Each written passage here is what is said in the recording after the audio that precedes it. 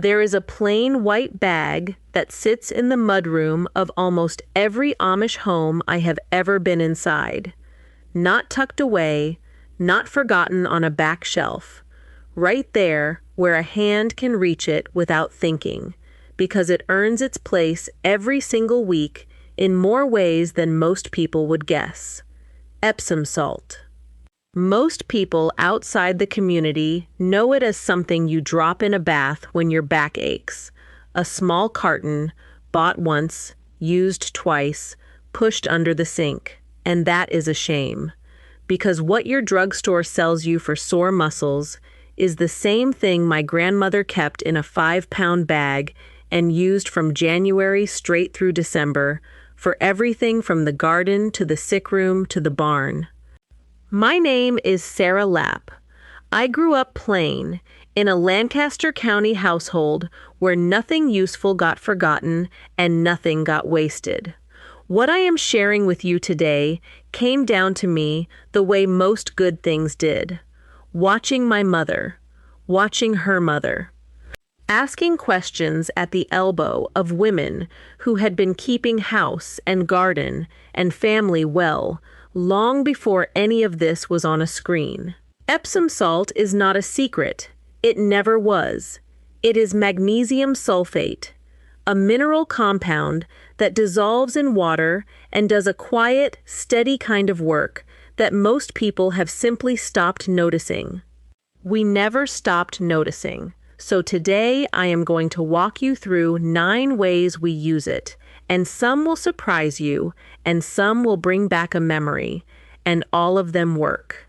If this is the kind of plain, useful help you came looking for, go ahead and subscribe, and tell me down in the comments what state you are watching from.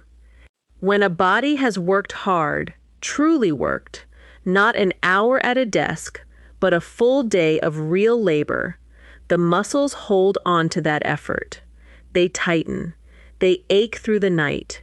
And the remedy for this, the one that has been in use for several hundred years, is a hot soak with Epsom salt dissolved in it. 2 cups in a standard tub of warm water, as warm as you can comfortably bear, and soak for 20 minutes at minimum. The magnesium absorbs through the skin and helps the muscles ease. Whether the science of it fully explains the relief or not, the relief is real. My father came in from haying many a July evening, and the first thing my mother did was start the water running. The water should be warm, not scalding. Very hot water works against you when your muscles are inflamed. Warm draws. And you want to stay in long enough for the minerals to do their work, which means at minimum 15 minutes and better 20. If you cannot get to a full bath, a foot soak does more than you might expect. A basin of warm water with half a cup of Epsom salt, feet in for 20 minutes, and a tired body will feel it all the way up. After the soak, rinse with plain water and drink a glass of water. My grandmother said, "The soaking opens the skin, and the water inside you should be fresh." Then there is the garden. And this was the use that surprised me most as a child, because it seemed too simple. Magnesium is one of the minerals plants need and often cannot find enough of, especially in soil that has been worked hard or that is naturally sandy or acidic. A shortage shows up in a particular way. The leaves begin to yellow between the veins themselves staying green while the rest of the leaf goes pale.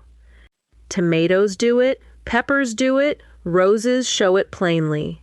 And what they are telling you is that they are hungry for what Epsom salt carries. The old way is to dissolve 1 tablespoon of Epsom salt in a gallon of water and water your garden plants with it once a month during the growing season. For tomatoes and peppers especially, which are heavy feeders, every 2 weeks once they are established and flowering. For roses, the same mixture watered at the root, or sprayed lightly on the leaves in the early morning so they dry before the sun is high.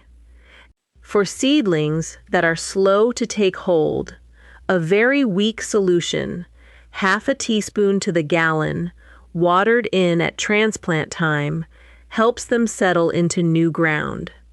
There is also the dry method. A tablespoon of dry Epsom salt scattered around the base of a plant and watered in with regular watering. The women in my community who keep kitchen gardens do this at the start of the season and again midsummer, and the difference in their tomato plants compared to a garden that gets none is plain to see. My grandmother kept a jar of it on the windowsill of the summer kitchen next to the seed packets. She knew which plants wanted it, the way she knew which children wanted oatmeal and which could not abide it. Every household with children and farm work and any kind of outdoor life knows the problem of the splinter that cannot be seen or cannot be reached, the wood sliver buried just under the skin that aches and festers if you leave it. Epsom salt pulls. This is the property that made it a staple of farm households for generations before tweezers came in every bathroom. The magnesium sulfate draws moisture, and with it brings things embedded in the skin closer to the surface. Make a paste of Epsom salt and just enough water to bring it together, thick enough to sit on the skin without running. Apply it over the splinter, cover it with a clean cloth or a bandage, and leave it for several hours or overnight if the skin is not broken. What was buried often works itself up to where tweezers can reach it, or comes out on its own when you remove the paste. For a splinter that has already begun to swell, a warm Epsom salt soak is the first step. A small bowl of water, as warm as the person can stand, a good handful of Epsom salt dissolved in it, the affected finger soaked for 15 to 20 minutes. The warmth opens the skin. The salt draws. Repeat twice a day. My mother used this on all of us regularly. Barefoot children on a farm collect splinters the way they collect mud, and she addressed them the same way she addressed most things. Steadily, without fuss, with what was on the shelf. For bee stings and minor insect bites, the same paste gives real relief. Apply it, leave it, rinse. For anyone who is not severely allergic, this handles a summer's worth of the ordinary stings and bites that come with outdoor living. If this is doing you some good so far, subscribe and turn on notifications so the next one finds you when it is ready. Here's the trouble with a remedy like this one. You hear it, you nod, and 3 months later, when the ants are marching across your counter at 9 at night, you can't remember what went in it. So you buy the spray. $8. That's why I put these on paper. Every remedy I know, sorted by the problem, pests, stains, smells, sickness, one page and there it is. It's at plainhomekeeping.com. Or, if you're watching on the television, hold your phone up to the square on the screen and it'll take you straight there. Plain Homekeeping. Calm. I will not spend long on the next use because the method is simple, but it belongs on this list because it was genuine household medicine in Amish homes long before there were drugstore aisles full of laxatives. Epsom salt, taken internally, dissolved in water, acts as a saline laxative. It draws water into the intestine and moves things along. This is not a folk tale. It is the mechanism behind a dozen pharmaceutical products that cost considerably more and contain other things besides. The dose for an adult is 1 to 2 teaspoons dissolved in 8 ounces of water, taken on an empty stomach. It works within 30 minutes to 6 hours for most people. It tastes bitter and mineral, and mixing it into juice helps. This is for occasional use, not daily use. Using it too often works against the body's own function. And it is not for children under 12 without a doctor's guidance, and anyone with kidney trouble should not use it internally at all. My grandmother kept it as a medicine, the way she kept other medicines. Respected, not feared. Used when needed, not reached for first when something gentler would do. Farm work and housework and a life that keeps a body in motion all day makes hard feet. Hard, cracked heels split, and split heels let infection in. Calluses build until they ache under pressure. The care of feet in a working household is practical care, not vanity. The Epsom salt foot soak for this purpose is the same half cup to a basin of warm water, but the intent is different, and so the follow-up matters. You soak for 20 to 30 minutes, long enough for the skin to soften genuinely, and then, while the skin is still warm and soft, you work the calloused areas with a pumice stone. The softened skin releases far more easily than dry callus ever does. After, dry thoroughly, especially between the toes, and apply a plain fat. In my mother's house, this was lard, rendered and kept in a crock. Coconut oil does the same work. A thick application rubbed well in, then wool socks, and by morning, the feet are different. My grandmother did this every Saturday evening as a matter of course, not because her feet were in bad condition, because keeping them out of bad condition was easier than recovering from it. That is the old household logic. Maintenance costs less than repair. Epsom salt is mildly abrasive, not harsh, not scratching, but enough grit to do scouring work when it is needed. And unlike many abrasive cleaners, it dissolves cleanly in water and leaves no residue. Mix Epsom salt with a small amount of liquid dish soap into a paste and use it on bathroom tile and grout with a stiff brush or an old toothbrush. The grit lifts soap buildup and mildew from grout lines, and the soap carries it away when you rinse. For kitchen tile or a grimy stovetop, the same paste, applied and left for 5 minutes, then scrubbed and rinsed. For outdoor furniture that has sat through a winter, a scrub with Epsom salt dissolved in warm water lifts the grime and the mildew that comes with damp storage. We do this every spring on the porch furniture before the season starts, and it comes up clean and bright without any harsh chemicals.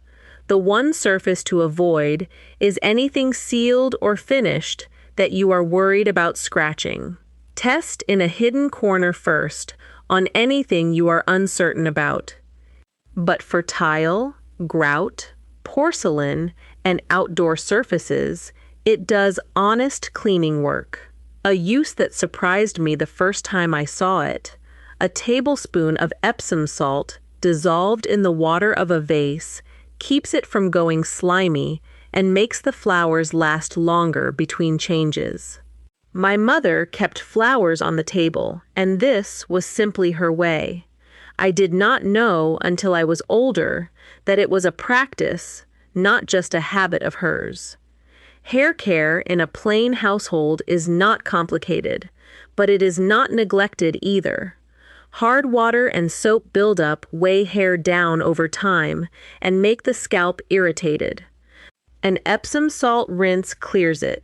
Dissolve 2 tablespoons of Epsom salt in a cup of warm water until it is fully dissolved. Pour it through your hair and onto your scalp after shampooing. Work it in with your fingers for 2 or 3 minutes and rinse thoroughly. The mineral pulls the buildup and the excess oil and leaves the hair lighter. For a dry or flaky scalp, mix Epsom salt with a small amount of olive oil into a paste and work it into the scalp, massaging gently before shampooing. The grit exfoliates the flaking skin, the oil conditions, and the shampooing clears everything. My aunt did this once a month in the winter months when the wood stove dried the air and the scalp along with it, and she had fine hair all her years. This is not a daily treatment. Once a month, twice at most. Used too often, the salt can dry the hair rather than help it. Then there is the late season garden use, and this is the one that most surprises people and the one most worth knowing before the first frost warning comes. Epsom salt strengthens the cell walls of plants. The magnesium is part of what makes cells hold their structure, and cells with better structure hold their water better, and cells that hold their water better survive a light frost that would otherwise damage or kill the plant. In late summer, when the nights are beginning to cool, misting your vegetable plants with a diluted Epsom salt solution, 1 tablespoon per gallon of water, sprayed lightly on the leaves and stems, gives them something to stand on when the temperature drops. This does not make a tender plant frost hardy. A hard freeze will take what it takes. But the light frosts that come in September and October, the frosts that drop to 31 degrees and then lift, those take plants that were not treated and leave treated ones standing. A week more of production from a tomato plant is worth something. My grandmother timed this by the feel of the season and the look of the August evening sky. The modern version is watching the forecast. Either way, the treatment goes on before the frost, not after. After is too late. The same treatment benefits houseplants being moved back indoors in the fall. The stress of the move and the change in light is easier on a plant that is nutritionally supported. A watering with the 1 tablespoon per gallon solution the week before you bring them in sets them up better for what is coming. The last use is the one most specific to a farming life, and the one that most plainly shows how central Epsom salt was to the working of a plain household. It was not a remedy for people only. It worked across the whole of what a farm family cared for. For livestock, Epsom salt has long been used as a mild laxative for cattle and horses when they are bound up or have eaten too rich. A measured dose, dissolved in water and given as a drench, moves the gut along the same way it works in a person. The dose and the method vary by animal size and the nature of the problem, and this is something you learn from your father or your veterinarian and not from a general prescription. But the principle is the same, and the use has been reliable for generations of farming families. For a horse with a swollen leg or a strained tendon, Epsom salt poultices are the old standard. The same drawing property that works on a human splinter works on equine inflammation. A thick paste applied to the leg, covered with a cloth, and left on for a few hours draws the swelling and gives relief. For dogs, a foot soak after a day in rough terrain does for them what it does for us. Sore paws, cracked pads, minor cuts and irritations between the toes all respond to a warm Epsom salt soak. Roughly a tablespoon to a quart of warm water, soak the feet for 5 to 10 minutes, and dry well after. My father did not distinguish sharply between what was good for the family and what was good for the animals in the sense of having separate remedies for each. What worked, worked. Epsom salt was one of those things. A bag of Epsom salt at the farm store costs very little. Bought in bulk, as most Amish households buy it, it costs less still. A 5-pound bag lasts a family a good while even with regular use across all 9 of these purposes. What I am telling you is that there is something worth having in quantity on your shelf that does genuine work across your garden, your body, your house, and your animals. Not because it is fashionable, not because someone is selling it with a bright label and a list of claims, because it works, because it has worked in plain households for a very long time. The row of specialized products on a drugstore shelf each does one job and costs what it costs, and comes in plastic that gets thrown away. A bag of Epsom salt does 9 jobs and costs almost nothing. My grandmother had a way of evaluating a remedy that I have tried to hold on to. She asked, "Does it work? Is it safe, used rightly? Does it cost what it should? Can I get it when I need it?" Epsom salt answers well on all 4 counts. That is why it is still in my mudroom the same way it was in hers. Before I let you go, I want to be plain about a few things, because being straight with you about the limits is part of being worth listening to. Epsom salt is safe for most people, used in the ways I have described. It is not safe taken internally by people with kidney disease or certain heart conditions, and those people should not use it internally at all. It is not a replacement for medical care when medical care is what is needed. A splinter infected past what the drawing method can address in 2 days needs a doctor. A farm animal that is genuinely ill needs a veterinarian.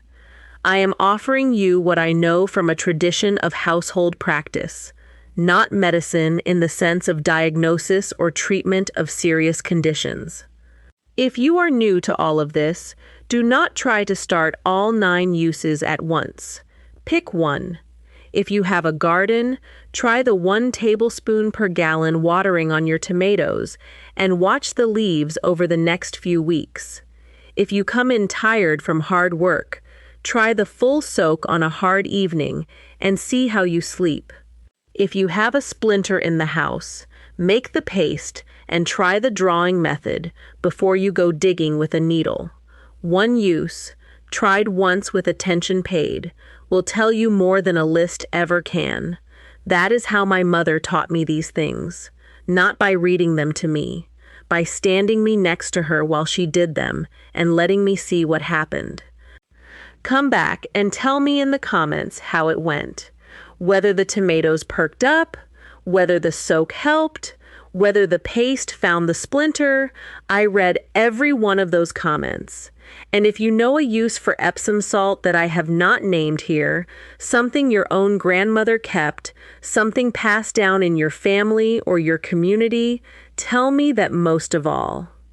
These lists are never complete. The knowledge is bigger than any one person holds, and the sharing of it is what keeps it alive. Thank you for sitting with me through this. Subscribe if you want more old household wisdom, and the next video is right there on your screen when you are ready for it.